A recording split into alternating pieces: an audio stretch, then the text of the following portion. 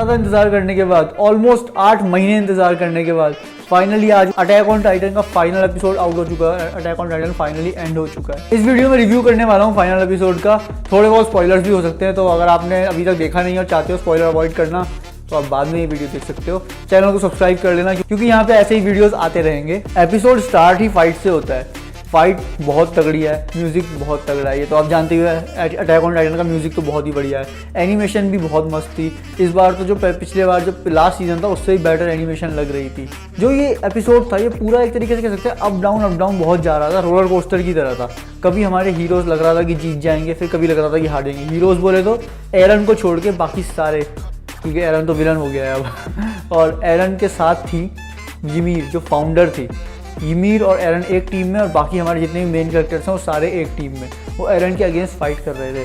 अब ये फाइट जो है बहुत ज़्यादा पेचीदा होती चली जाती है क्योंकि स्टार्टिंग में तो वो थोड़ा बहुत जीत रहे होते हैं, लेकिन उसके बाद कोलोसल टाइटन की एकदम से एंट्री हो जाती है, वो भी नकली वाले की। एरन के और बहुत सारे टाइटन्स आते रहते हैं लेकिन सब नकली टाइटन्स होते हैं। मतलब होते तो टाइटन वाली पावर जैसे ही है लेकिन टोटली टाइटन्स भी नहीं होते। अनलिमिटेड सेना रहती है जो वहाँ पे हमारे हीरोज को बहुत प्रॉब्लम होती है, खासकर जब कोलोसल टाइटन आता है तो और भी ज़्यादा प्रॉब्लम हो जाती है।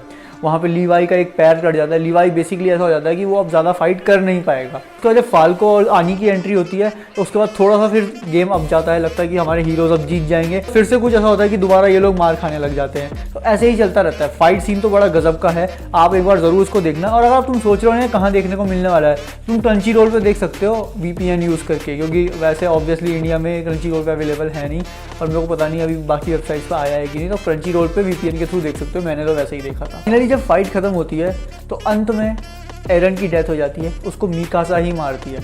अब ये जो सीन ऐसा था ना कि यार अपने लव्ड वन को मारना जिससे तुम बहुत ज़्यादा प्यार करते हो, बहुत इमोशनल हो गया था मेरे लिए तो। और जिस तरीके से वो सीन दिखाया गया था, वो तलवार जब चलाती है तो एकदम स्मूथली उसकी गर्दन से निकलती है, उसकी आंखों में मिकासा की तस्वीर आती है, आंखों में दिखता है मिकासा को और फिर आंखें बंद हो जाती है।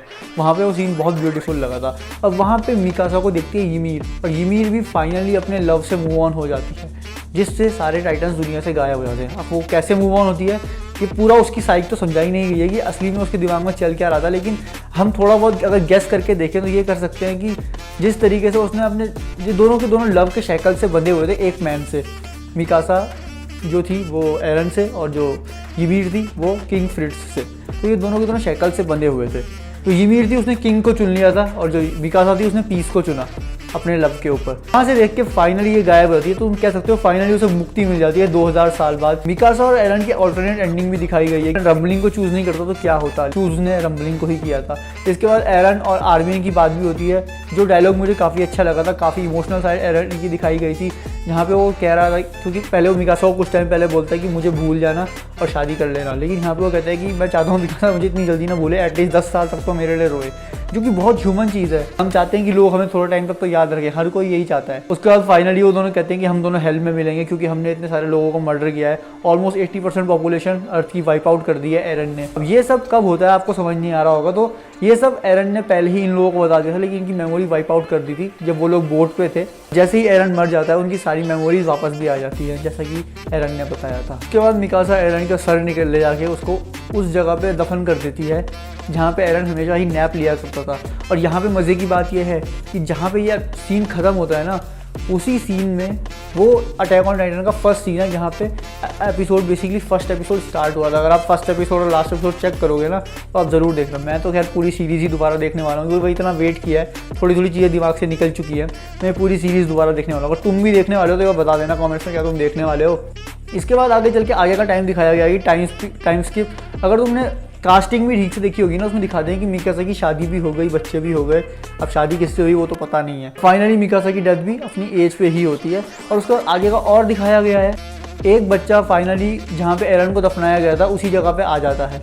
अब वहाँ पे ये एनीमे ख़त्म हो जाता है। अब यहाँ पे से ये भी कह सकते हैं कि क्या टाइटन्स की पावर दोबारा लौट चुकी हैं, क्योंकि वो उसी जगह पे जाता है जहाँ पे ymir को वो पहली बार वो कीड़ा मिला था, जिससे ymir के पास टाइटन्स की पावर्स आई थी। तो इससे एक चीज़ पता चलती है कि एक आदमी दुनिया को बदल नहीं सकता, चाहे वो कितनी मेहनत कर ले। क्योंकि एरन ने पीस के लिए किया, लेकिन आगे चल के फिर से दिखाया गया कास्टिंग में कि वॉर हो गई, तो मतलब एक चीज़ ना मिले दूसरी चीज़ से लड़ाई करने के लिए मिलेगी ही मिलेगी।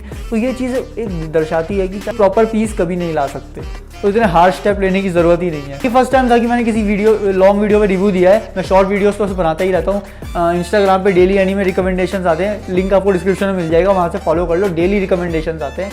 आज शायद नहीं आएगा, क्योंकि आज ये वीडियो इंस्टाग्राम पे भी जाएगा और यहाँ भी आ चुका है। बाकी फॉलो कर लेना, सब्सक्राइब कर देना, नहीं तो तुम हो गई ऑब्वियसली। 30-40 सब्सक्राइबर हैं मेरे। आपसे मिलूंगा अगली वीडियो में। कोई प्रोफेशनल नहीं हूँ, धीरे धीरे सीख जाऊँगा। केवल एक फ़ैन हूँ जो थोड़ा बहुत रिव्यू करना स्टार्ट किया है। हो सकता है धीरे धीरे और बढ़िया तरीके से आपको रिव्यू देखने को मिले। तब तक के लिए बाय।